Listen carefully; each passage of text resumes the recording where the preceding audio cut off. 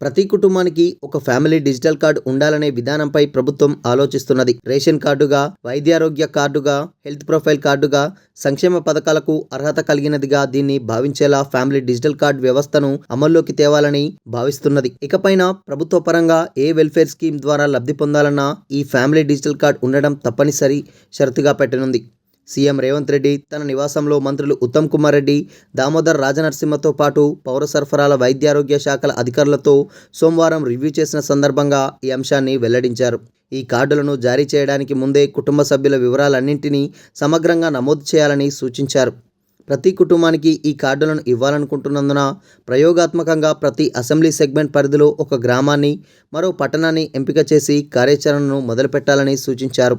అర్హులైన వారందరికీ సంక్షేమ పథకాల ఫలాలు అందించాలని ప్రభుత్వం భావిస్తున్నందున అవకతవకలకు తావు లేకుండా పారదర్శకంగా నిర్వహించేందుకు ఈ విధానాన్ని అవలంబించడంపై ఈ సమావేశంలో సీఎం చర్చించారు.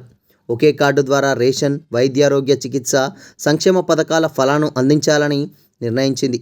ఈ కార్డు ద్వారానే లబ్ధిదారులు ఎక్కడి నుంచైనా రేషన్ వస్తువులను తీసుకోవచ్చని, ఏ ఆసుపత్రిలోనైనా చికిత్స పొందవచ్చని, ఆ దిశగా ఉపయోగపడేలా ఈ కార్డులు ఉండాలని స్పష్టం చేశారు.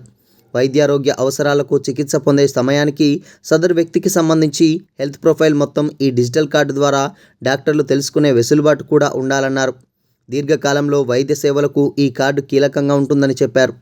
కుటుంబంలో సభ్యులు మారుతూ ఉంటారని, పుట్టే పిల్లలతో కొత్తగా పేర్లు నమోదవుతుంటాయని, పెళ్లి చేసుకున్న తర్వాత ఆ కుటుంబం నుంచి వేరుగా వెళ్ళి మరో ఫ్యామిలీ తయారవుతుందని, ఇలాంటి వివరాలన్నీ ఆ ఫ్యామిలీ డిజిటల్ కార్డులో ఎప్పటికప్పుడు అప్డేట్ కావాలని సూచించారు. రాజస్థాన్, హర్యానా, కర్ణాటక రాష్ట్రాల్లో ఇప్పటికే ఇలాంటి వ్యవస్థ పనిచేస్తున్నందున అక్కడికి వెళ్లి నిశితంగా అధ్యయనం చేయాలని ఆఫీసర్లకు సూచించారు. ఫ్యామిలీ డిజిటల్ కార్డుల వ్యవస్థ పర్యవేక్షణకు జిల్లాల వారీగా ప్రత్యేక వ్యవస్థలను ఏర్పాటు చేయాలని సీఎం ఆదేశించారు. సమావేశంలో మంత్రులు ఉత్తమ్, దామోదర, రాష్ట్ర ప్రభుత్వ ప్రధాన కార్యదర్శి శాంతికుమారి, సీఎం ప్రత్యేక కార్యదర్శి అజిత్ రెడ్డి, సీఎం కార్యదర్శులు చంద్రశేఖర్ రెడ్డి, సంగీత సత్యనారాయణ, పౌర సరఫరాల శాఖ కమిషనర్ డిఎస్ చౌహాన్, ఆరోగ్య శాఖ కార్యదర్శి క్రిస్టినా చొంగ్దు పాల్గొన్నారు. ఇతర రాష్ట్రాల్లో అధ్యయనం చేసిన తర్వాత ప్రభుత్వానికి అధికారుల బృందం నివేదిక సమర్పించనుంది. దాన్ని పరిశీలించిన తర్వాత అవసరమైన మార్పులు చేర్పులపై ప్రభుత్వం ఆలోచించి నిర్దిష్ట నిర్ణయాన్ని తీసుకోనున్నది.